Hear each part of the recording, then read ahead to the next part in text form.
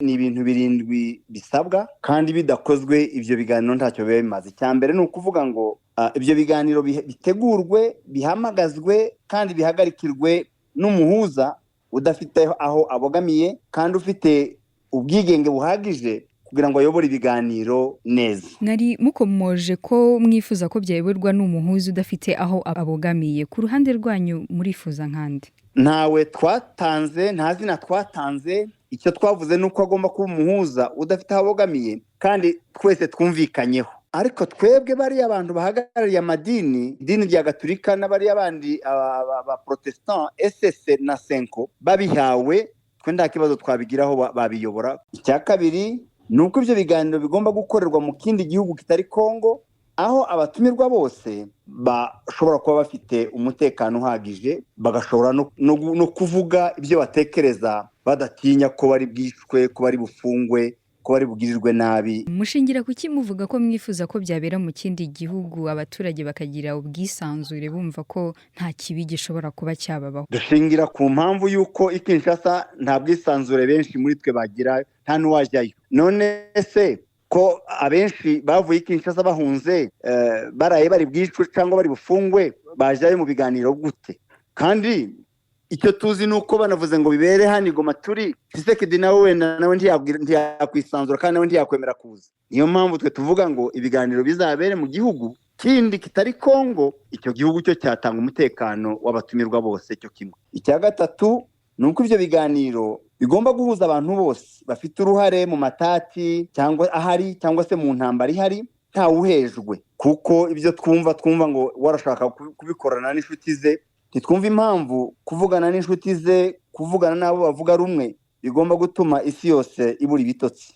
Ijambo rya kane ni uko ibyo biganiro bigomba kugira uburenganzira byo kuganira ku bibazo byose.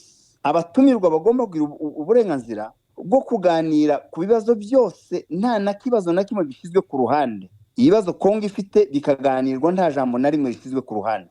Ijambo rya gatanu ni uko ibivuye muri ibyo biganiro, ibyo abatumirwa bazumvikanaho bigomba kuba bifite imbaraga, ibyo bita mu Gifaransa souveraineté, zo gushyirwa mu bikorwa kandi bikubahirizwa na bose.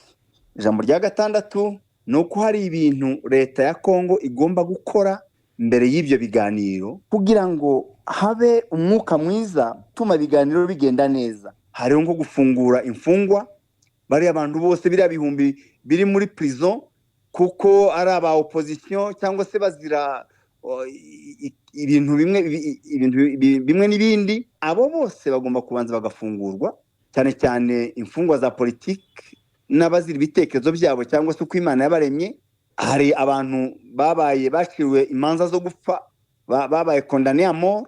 Ibyo bihano bigomba kubanza bigakurwaho. Cyanyuma ni ugushyiraho komite irimo abanyamahanga, irimo amahanga, irimo African Union cyangwa se Union Africaine, irimo na UN, abo abantu baserukira, kugira ngo bafashe gukurikirana ishyirwa mu bikorwa ry'ibyo abanyekongo bazaba baganiriye bazabumvikanyeho. Uyu mutwe uyobowe na Joseph Kabila ukunze kuvugwaho gukorana na AFC mu 23.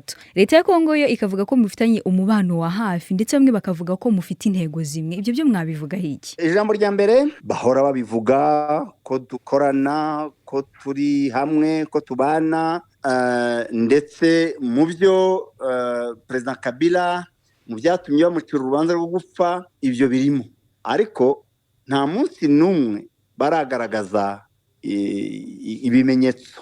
Cya kabiri cyo bashingiraho nuko turi i Goma, ariko twe dora tubasubiza ko i Goma ni iwacu, i Goma ni muri Kongo, i Goma ni mu rugo, ni uburenganzira bwacu kuba aho dushaka, aho dufite ubwisanzure. Nari mukomoje ku kuba Joseph Kabila yarakatiwe n'ubutabera bwa gisirikare bwa Kongo, kandi ikindi afatwa nk'uwahunze ubutabera. None ni gute asaba ibiganiro bya politiki kandi n'ubutabera bwa Kongo mushakisha? Ni ubutabera bubera. Sinzi n'impamvu tukibwita ubutabera, muzashakira indi zina. Nabo barabizi neza ko urwo rubanza ne baruciye uko bashaka, ariko barabizi ko nta kimenyetso na kimwe bagaragaje ibyo bamushinja yabikoze. Ibiganiro byo tuzi neza ko bishobora kuba ariyo nzira yonyine yo wenda yohagarika intambara igatanga n'amahoro. Niyo mpamvu ibi bihe byose duhora tuvuga ko ibiganiro ari ngombwa